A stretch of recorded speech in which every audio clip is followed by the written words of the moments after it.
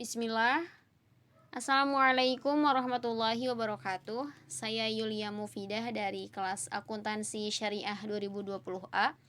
Di sini saya akan menjelaskan tentang hukum pendapatan yang halal bercampur dengan pendapatan non halal. Ini merupakan tugas dari mata kuliah Maqasid Syariah yang diampu oleh Ustadz Roni Hidayat LCMA.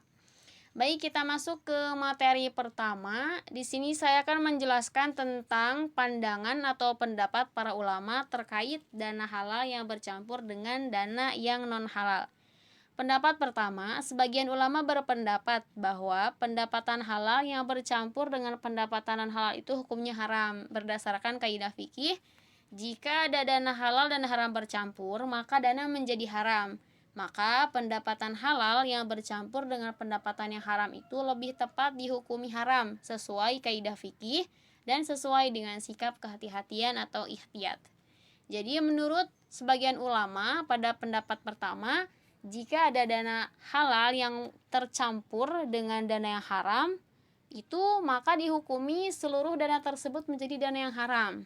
Walaupun dana yang haram tersebut sedikit. Jadi ketika ada dana halal yang tercampuri dengan dana yang haram walaupun sedikit, maka seluruh dana tersebut dihukumi sebagai dana yang haram. Seperti itu. Kita lihat menuju ke pendapat kedua. Sebagian ulama berpendapat bahwa jika pendapatan yang halal lebih dominan daripada pendapatan non halal, maka berargumen dengan dalil-dalil berikut. 1. Kaidah fikih, hukum mayoritas sama seperti hukum keseluruhan. Kedua, maslahat al-hajah asy-syar'iyyah, kebutuhan perusahaan syariah untuk melakukan usaha tersebut hingga bisa bertahan melanjutkan misinya menghindari praktik bisnis ribawi bagi kaum muslimin. Jadi para ulama yang sepakat dengan pendapat kedua berargumen dengan dalil-dalil berikut dari kaidah fikih dan dari maslahah. Agar kita lebih paham, kita lihat ke slide selanjutnya.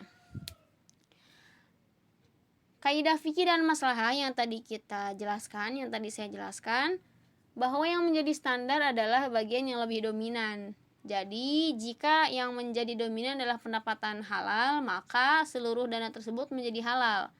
Dan begitu pula sebaliknya, karena hukum mayoritas seperti hukum keseluruhan. Jadi, menurut ulama yang sepakat dengan pendapat yang kedua, jika yang menjadi dominan adalah pendapatan yang halal. Jadi jika ada dana halal yang tercampur dengan dana yang haram itu, kita lihat dulu mana yang lebih dominan. Apakah yang halal lebih dominan atau yang haram lebih dominan? Jika yang dominannya yang halal, maka dihukumi sebagai pendapatan yang halal. Sebaliknya, jika yang didominasi itu pendapatan yang haram, maka pendapatan tersebut menjadi pendapatan yang haram. Di samping itu, status pendapatan haram itu hasil dari usaha yang sifatnya pelengkap, bukan usaha inti yang menjadi tujuan transaksi. Jadi, pendapatan haram tersebut berasal dari mana? Apakah dari usaha yang memang inti, yang menjadi tujuan yang kita cari, atau hanya sebagai pelengkap? Bahkan kita pun tidak tahu itu dana haram dari mana, gitu. Tiba-tiba ada dana haram. Maka itu bisa dikategorikan sebagai dana yang halal, asalkan yang halal lebih dominan daripada yang haram. Maka mayoritas ulama berpendapat jika pendapatan halal lebih dominan maka menjadi halal. Seperti itu. Karena kaidah fikih tadi hukum mengikuti dominan atau keseluruhan. Selanjutnya, dari kedua pendapat tersebut, pendapat pertama, ulama yang mengharamkan dana halal dan non halal bercampur, dan pendapat kedua, ulama yang berpendapat jika yang halal lebih dominan maka menjadi halal. Ternyata pendapat yang kedua yang lebih dekat dengan maqasid syariah yang tercermin dalam beberapa hal berikut. 1. Umum al-balwa, sulitnya menghindarkan harta halal dan haram yang bercampur. 2. Raf'ul haraj wal hajah al-ammah, meminimalisir kesulitan dan memenuhi hajat umum. 3. Muraat qawaid al-kasrah wa al-ghalabah, standar hukum adalah bagian lebih dominan.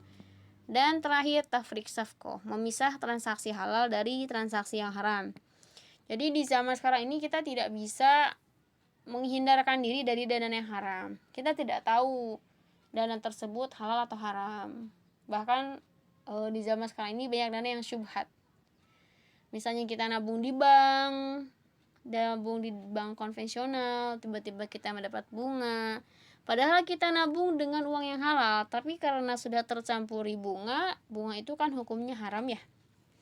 Maka itu jadi perdebatan, apakah dana yang halal yang kita masukkan ke bank itu masih dikategorikan sebagai halal atau yang dikategorikan sebagai harta yang haram.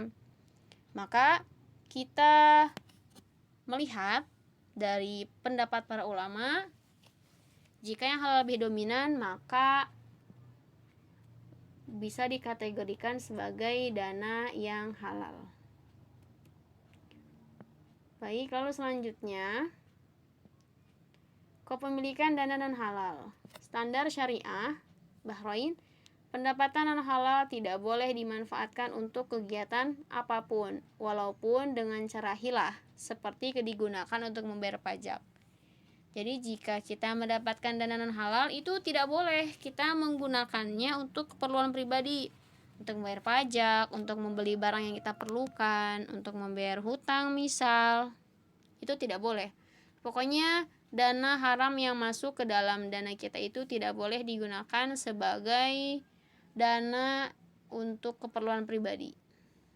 Kaidah fikih, setiap pendapatan yang tidak bisa dimiliki, maka pendapatan tersebut tidak bisa diberikan kepada orang lain. Seperti itu.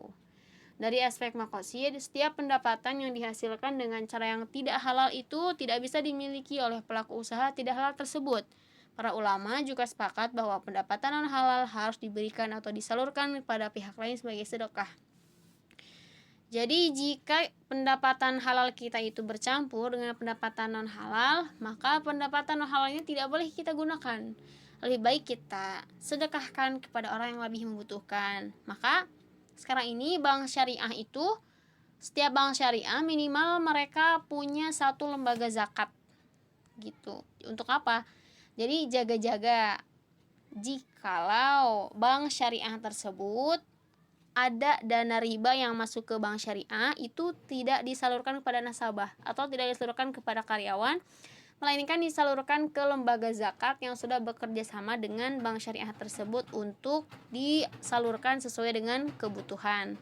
Seperti itu. Jadi untuk kesimpulan dari yang saya sampaikan, pendapatan non halal yang bercampur dengan pendapatan halal atau sebaliknya, pendapat ulama yang pertama itu jika ada dana halal yang tercampur sedikit saja dengan dana yang non halal itu dihukum sebagai haram.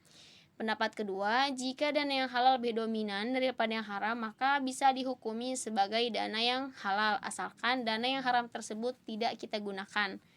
Gitu. Dan ternyata pendapat yang kedua yang lebih banyak disepakati oleh para ulama. Seperti itu. Maka dewasa ini marilah kita sama-sama menjaga harta kita dari yang haram agar kita tidak ada harta haram yang masuk ke dalam tubuh kita, dan mudah-mudahan kita bisa dijaga terus oleh Allah Subhanahu wa taala dari untuk tidak memakan harta yang haram, karena itu tidak diridhoi oleh Allah Subhanahu wa taala. Baik, sekian. Mudah-mudahan apa yang saya sampaikan bisa difahami, bisa dijadikan ilmu tambahan. Jikalau ada salah kata atau salah informasi atau salah materi, tolong dikoreksi. Sekian dari saya. Wassalamualaikum warahmatullahi wabarakatuh.